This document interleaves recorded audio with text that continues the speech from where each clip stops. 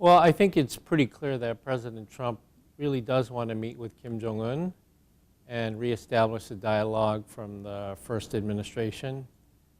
He made it very clear during his trip to Korea for APEC last October that he wanted to have a meeting. And I think in the new year, when President Trump goes to China, probably in April, there might be an opportunity.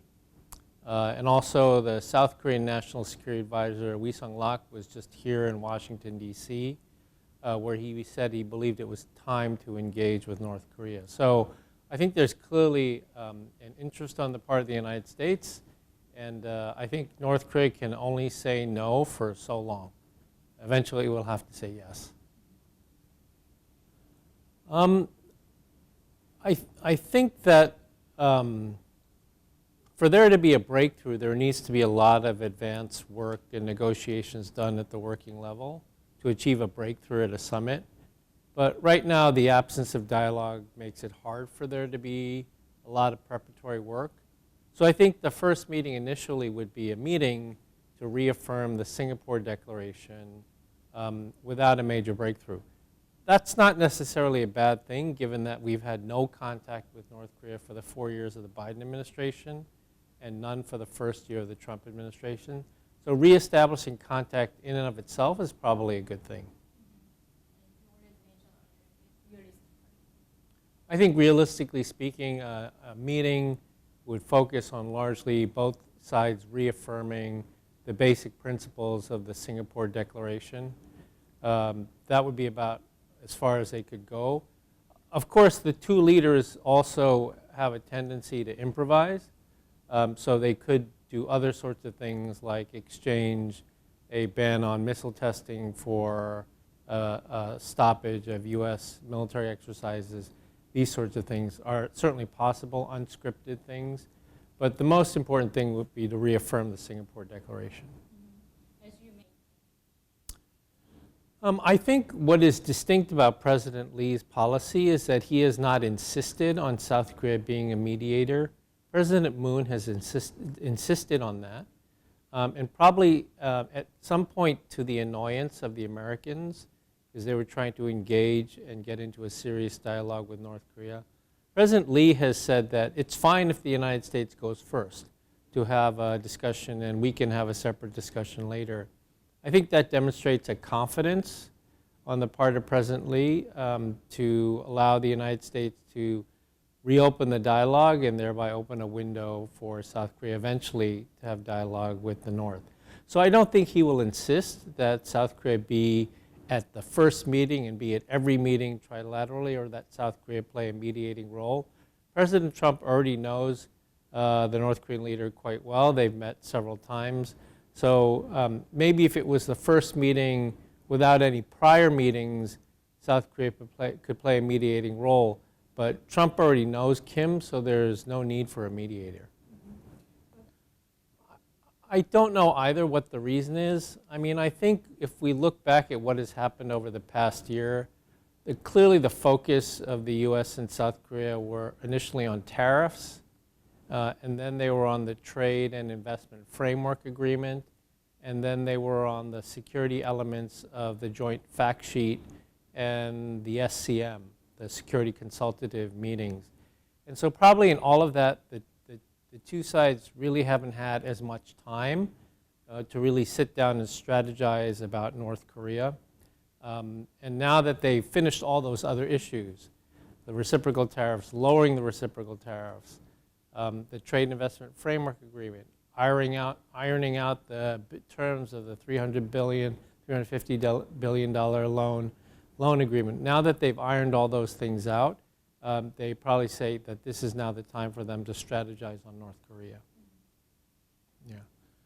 So I don't see it as I do not see it as a major omission. The national security strategy tends to be a very high-level document. It's really the other three documents that follow: the national defense strategy, the missile defense review, and the nuclear posture review. All those documents should mention North Korea. But the fact that it's not in the NSS is not entirely surprising, because it's a very high-level sort of big strategy type of document. I don't think it's a sign of indifference or an admittance of failure. I think the NSS really had Trump's voice in it, and it focused on sort of the four big priority issues for Trump: the Western Hemisphere, economic competition with China, European and Asian security allies doing more, and then economic security and supply chains. Those are sort of the four big priorities of the president. So you can only put so much in the national security strategy. I don't think it means he's given up on denuclearization or that he's somehow deprioritized North Korea. So it's hard to say in advance what sort of incentives would bring North Korea to the table. The North Koreans have said very clearly they were only willing to sit down with the United States if the United States accepts North Korea as a nuclear weapon state. Now, I don't think President Trump will say that very clearly, but I think he can be very ambiguous about these sorts of things. He can be in Washington, D.C. and say, our goal remains denuclearization of North Korea, and still then at the same time meet the North Korean leader and say, yeah, he has nuclear weapons, he's a nuclear power. I don't think for President Trump those two things are hard to manage at the same time. So that's what the North Koreans said has been the condition. The United States has said there's no condition for meeting or talking. I don't think the United States will give incentives to meet, like reducing sanctions or providing assistance or anything like that. I don't think they'll provide any material incentives to meet. But I think Trump will make clear that he wants to meet with Kim. I think it's disappointing that the United States has not said more about China's economic pressure on Japan after the new prime minister basically restated Japan's policy that it would help Taiwan if Taiwan were attacked.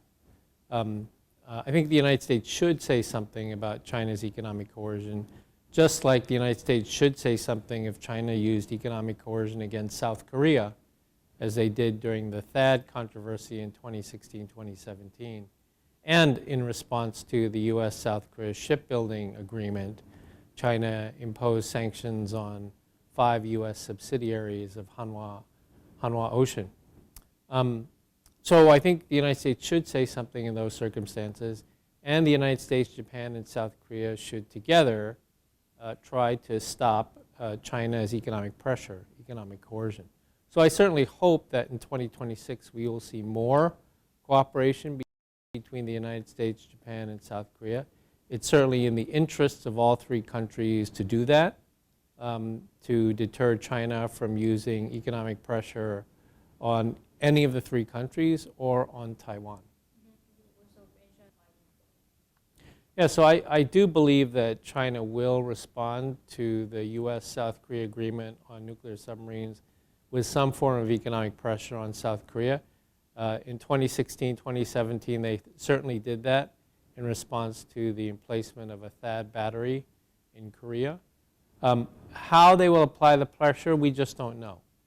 In the past, it's been focused on companies. They could focus on Korean companies again.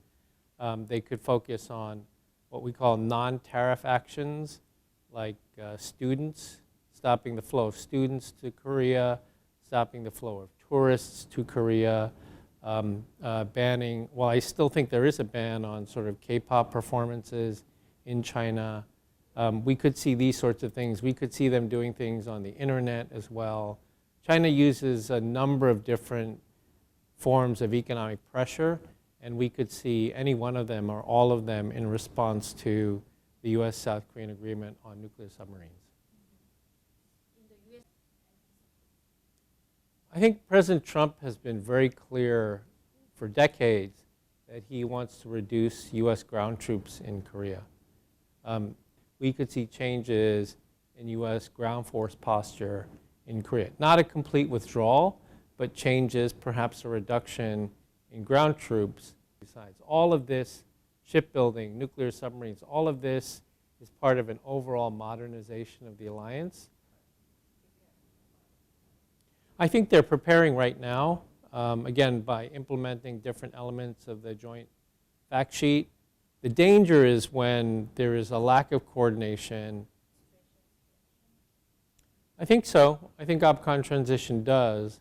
I think the cautious statements by DoD officials basically wanting to ensure that this is a process that takes place according to the right capabilities and right expert assessment, and it's not a process that takes place based on political considerations. To OPCON transition? Well, there are a number of things that South Korea needs to improve on, particularly in terms of ISR, so overhead satellite and reconnaissance capabilities that are important to any OPCON transition working. They need to be worked out at the expert level based on the right capabilities and being able to pass the performance metrics, not things that might be accelerated by politics or political cycles. There was always friction. But it's interesting that it was in the press.